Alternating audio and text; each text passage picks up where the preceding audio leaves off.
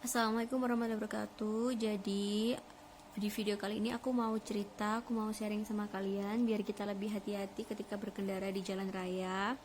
Dan daripada aku spam di IGS aku yang nanti bakalan kalau ceritanya itu terlalu panjang, jadi aku bikin video di sini aja biar lebih detail dan nggak terlalu spam. Nah, jadi hari ini itu hari Rabu aku itu ada urusan di Surabaya, guys. Jadi terus karena nggak ada yang ngantar, jadi kita berangkat sendiri. Aku sama adikku berangkat sendiri. Nah, di tengah-tengah perjalanan tadi itu, eh aku itu digiring gitu loh sama orang. Jadi dia tuh kayak mepet-mepet sepedaku gitu sambil bilang, mbak mbak mau tanya, mbak mbak mau tanya. Itu kan kalau logikanya kan kalau orang tanya alamat atau apa itu kan pasti dia. Nah, logikanya kalau orang tanya alamat itu kan pasti sambil berkendara aja kan, bisa kan, kayak contohnya, Mbak Mbak kalau mau arah ke pasar itu belok mana kan bisa. Nah, itu enggak, guys. Jadi itu tuh aku ditanya terus, Mbak Mbak berhenti dulu gitu kan. Aku takut kalau disuruh berhenti. Akhirnya motorku semakin aku kencengin. Ternyata ada satu orang lagi, bukan dua orang tadi, guys. Ada satu orang lagi itu malah teriak-teriak, woi woi mandeko mandeko iku lo tekan W gitu. Jadi artinya dalam bahasa Indonesia itu berhenti berhenti yo, itu dari W. Nah, sebut aja W itu salah satu kayak instansi simpan pinjam gitu loh, guys.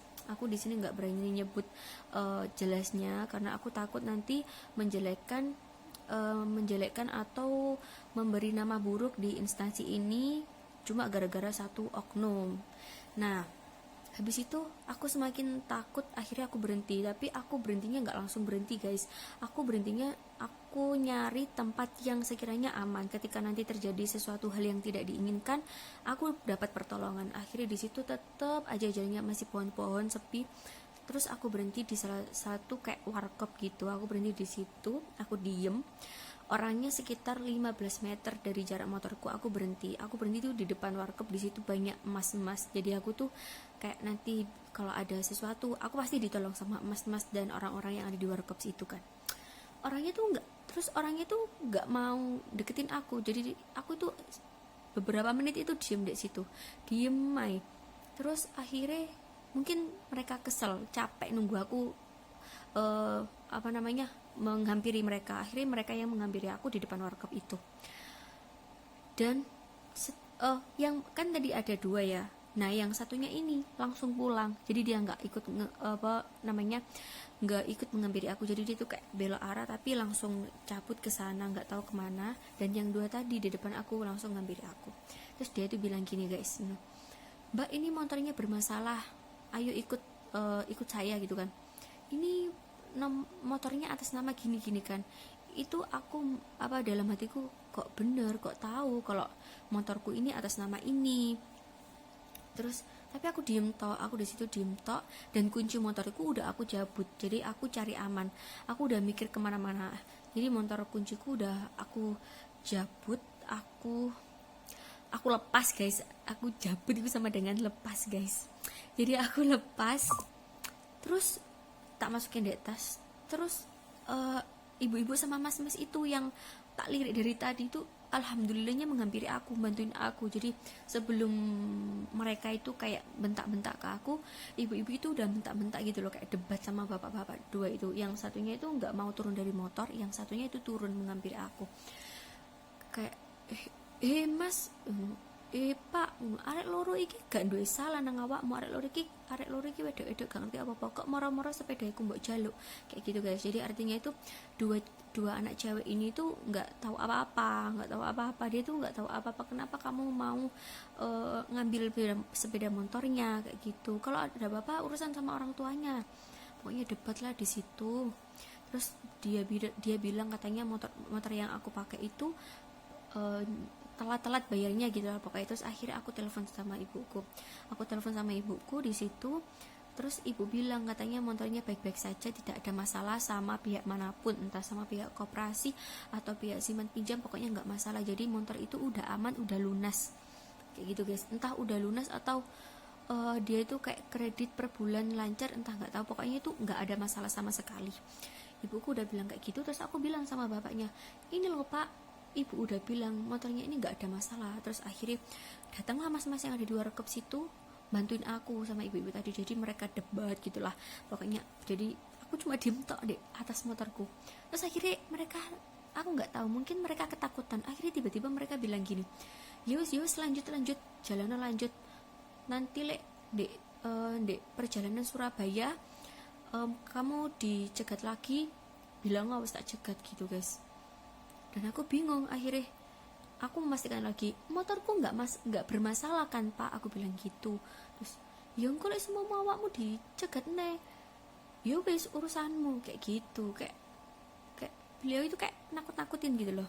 Terus akhirnya ya udahlah, akhirnya nggak tahu ibu-ibu yang di warkop tadi itu berdebat sama orang itu tadi.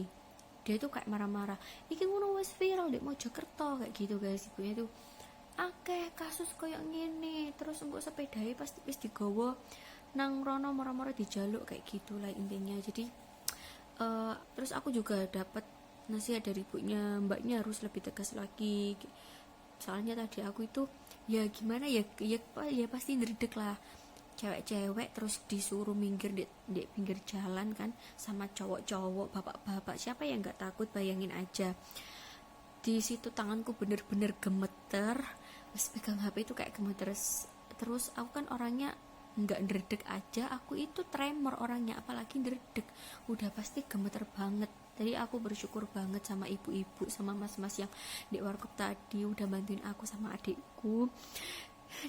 Dan di sana itu yang adu debat ya adikku sama orang itu tadi, orang dua itu tadi, sama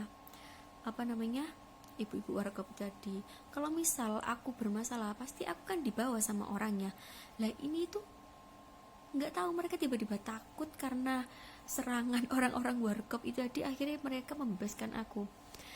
Terus ya aku nggak tahu ya, ini itu termasuk salah satu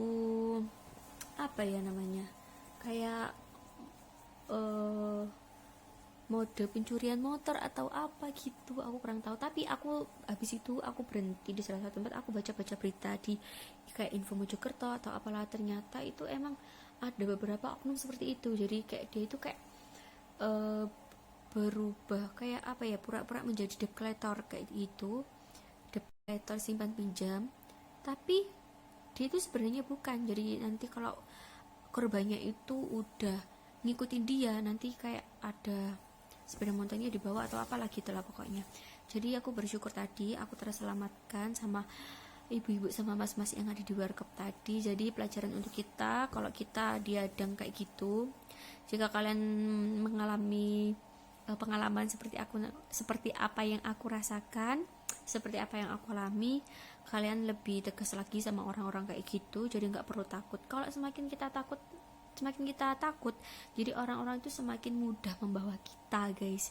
Jadi kalau bisa itu kita minta kejelasan maksudnya dia apa. Dan di situ juga dia nggak jelasin kalau emang dia dari simpan pinjam, harusnya dia menjelaskan, ya udah mbaknya ini nggak usah takut ya mbak, saya bukan orang jahat atau bukan orang apa.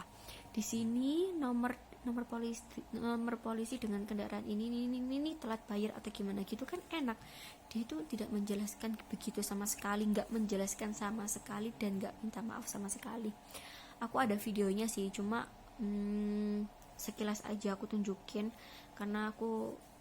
tapi nanti tetap aku blurin orangnya kayak gitu.